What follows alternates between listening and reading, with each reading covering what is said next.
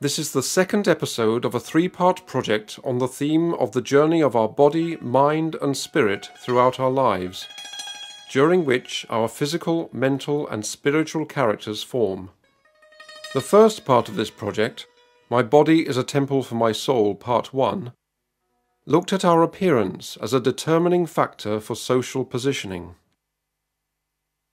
This part of the project examines the process through which our faculties develop and forms our individual character within the reality of our social life, and the way that our faculties operate in terms of adapting or rejecting an idea or a belief system. During the course of this research, an attempt also will be made to identify and analyse some of the contributing factors to this formation, such as family, media, education, religion, and so on. Physical body and cognition. Where does our physicality end and our faculties begin?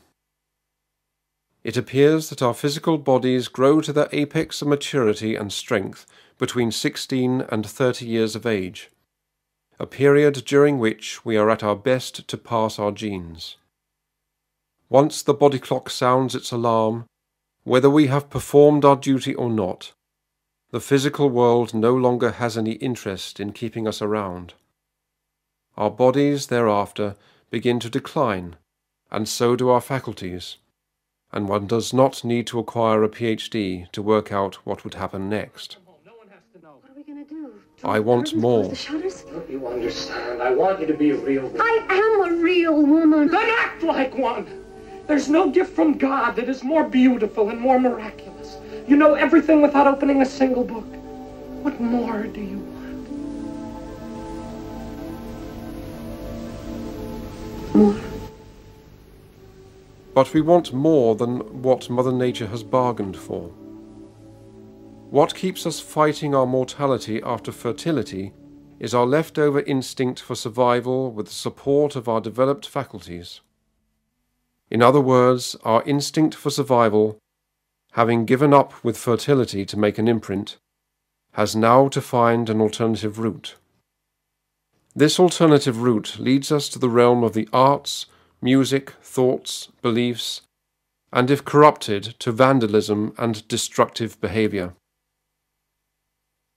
We also supplement our instinct for looking after our young with developing an interest in passing on experience, knowledge, thoughts, beliefs, religion, and lifestyle, which in the case of corruption manifests itself in a desire to control. On the other hand, our instinct for occupation forms habits and makes us sustain our lifestyle as though nothing has happened. We get dressed up to the nines and work towards completing our unresolved, unfinished business in our earthly lives. If up to then we had a free ride on Mother Nature, from now on we are on our own. The charity account is closed, and we have to fight, cheat for credits. From now on we continue living on borrowed time. Mother Nature no longer has any interest in our survival.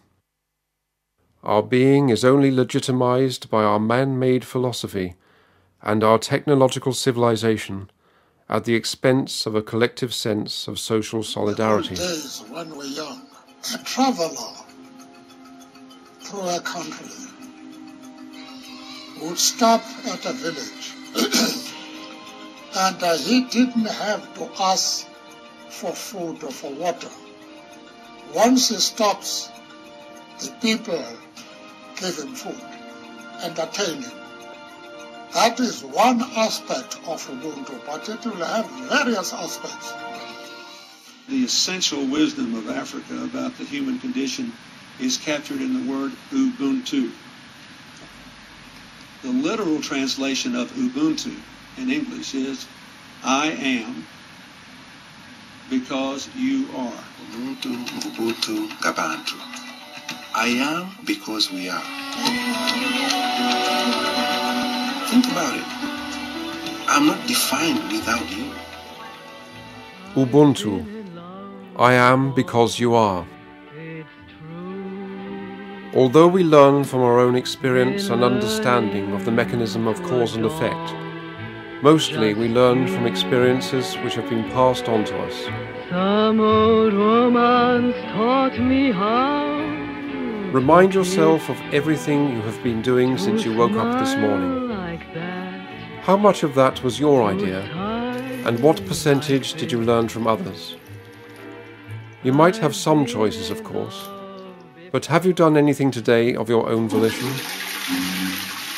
This, however, does not mean that we are totally programmed pieces of machinery. If that was the case, civilization could never evolve to what it is today.